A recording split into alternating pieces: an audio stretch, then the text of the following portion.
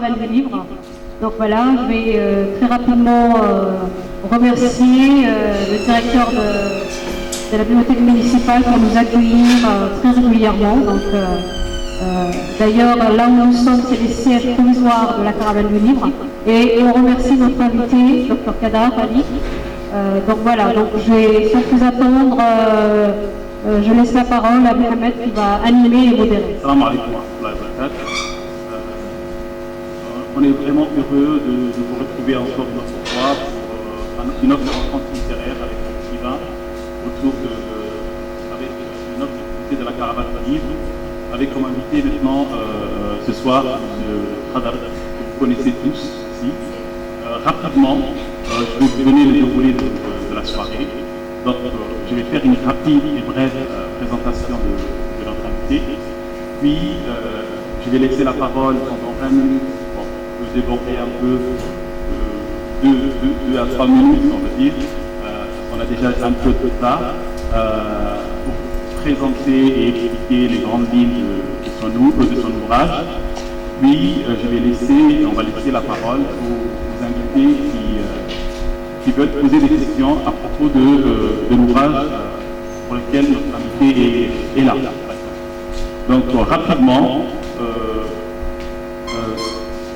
le docteur Khadar Ali est quelqu'un que vous connaissez tous, c'est quelqu'un qui a obtenu son baccalauréat en 1988.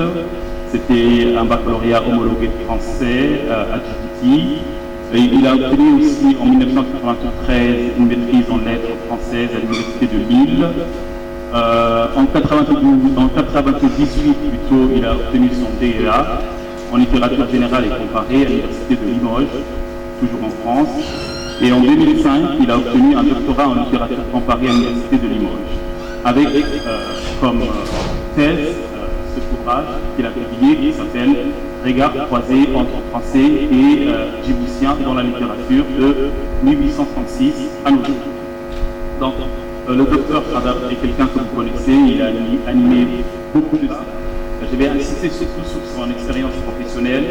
Il a été tour à tour directeur général de la RTD, que vous connaissez, directeur du centre de recherche de l'université de Djibouti, directeur de l'institut de formation universitaire de Djibouti. Il a été aussi enseignant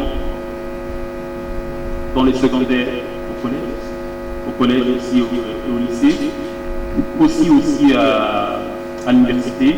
Il a participé comme étant directeur de publication à plusieurs ouvrages, à plusieurs revues universitaires, que ce soit à Djibouti ou même régionales. Rapidement et sans plus tarder, j'ai laissé la parole à Dr. Salam alaikum. Bonsoir. Merci pour l'invitation. Je suis très heureux d'être là ce soir avec vous pour parler très rapidement et très succinctement de l'idée qui est dans ce livre.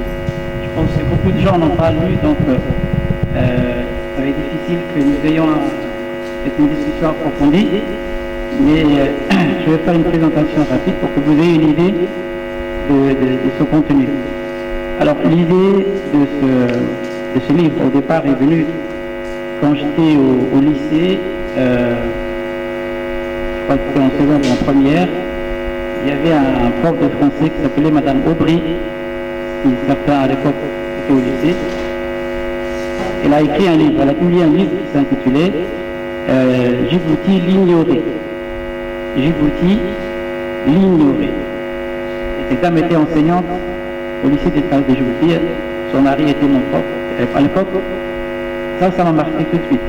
J'ai dit pourquoi Djibouti l'ignoré? Qu'est-ce que ça veut dire? Est-ce que nous n'existons pas au monde? Pourquoi on nous ignore? Qui nous ignore? Moi je pensais que j'existais comme tout le monde. J'ai une place dans ce monde. Nous, je veux dire, les Djiboutiens, je vois là que nous sommes ici. Ça m'a... Et quand je suis parti faire mes études en France, j'ai acheté son livre. Donc je l'ai lu et j'ai vu que c'était des récits de voyage des Français qui passaient par Djibouti à l'époque coloniale, qui sont passés par Djibouti, qui qui étaient en partance vers l'Éthiopie, en général, et donc qui ont survolé Djibouti. Donc l'idée de ce livre, c'était que Djibouti n'intéressait pas les Français qui étaient venus coloniser Djibouti. Ce qui était bizarre. Les Français qui colonisaient Djibouti ne s'intéressaient pas à Djibouti. Ils s'intéressaient plutôt à l'Éthiopie. Donc Djibouti était un passage. Il a écrit plein de choses. Bon. Il avait aussi une vie qui est ce qu'elle est à Djibouti. Après, j'ai continué en 2A et quand j'étais en thèse, en doctorat, je me suis dit pourquoi ne pas croiser tous ces temps-là. Et donc je me suis intéressé. Heureusement qu'il y avait des écrivains djiboutiens. Et puis, les années 90, qui ont commencé à écrire sur Djibouti, il y avait aussi la littérature orale. C'est-à-dire c'est que les gens exprimaient dans nos langues, qui ne paraissaient pas en français. Donc l'idée est partie de là, croiser les regards, voir comment les Djiboutiens et les Français. Vous savez que nous n'existons que dans le regard de l'autre. S'il n'y avait pas un autre, nous n'existons pas. Si vous circulez un jour dans la ville et que personne ne vous regarde, vous allez vous sentir mal. Donc nous existons dans le regard de l'autre.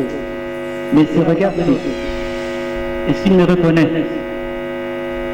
Ou est-ce qu'il passe sans me voir, sans me reconnaître?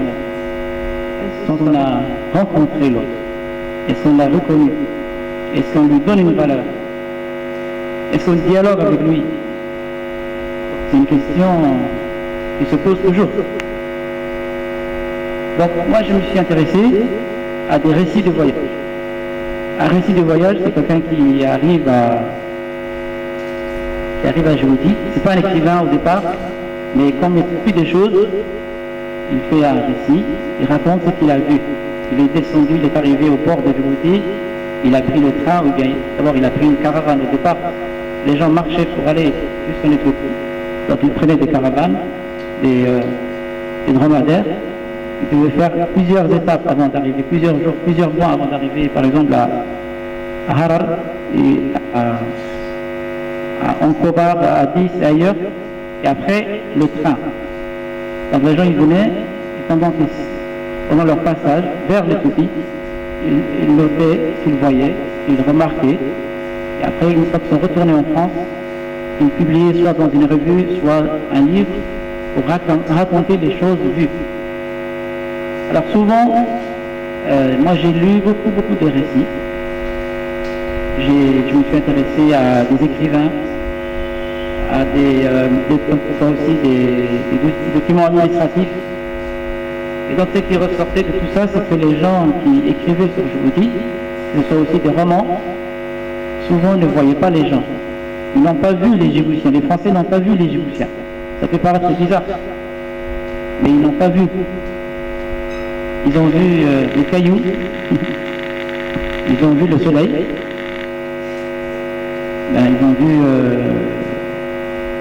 ils ont vu des sauvages, ils ont vu des primitifs, ils ont vu des guerriers, mais ils n'ont pas vu autre chose.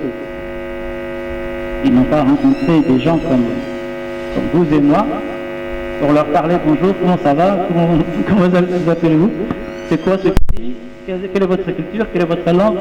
Ça ne les intéressait pas tout ça. Ils sont passés en transit. Ce qui les intéressait, c'était d'aller en Éthiopie, parce que l'Éthiopie chrétienne, l'Éthiopie est riche. À l'Éthiopie, on va vendre des choses, et ainsi de suite. Donc l'ignorance, c'était ça. L'ignorance dont parlait Mme Aubry, c'était ça. Djibouti était ignoré parce qu'il y a un pays intéressant à côté.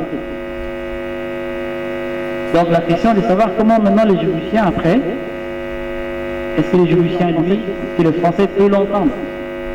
Lorsque l'expression en afar ou en arabe ou en somalie, il n'entend pas. Est-ce que le français l'entend? Est-ce qu'il commence à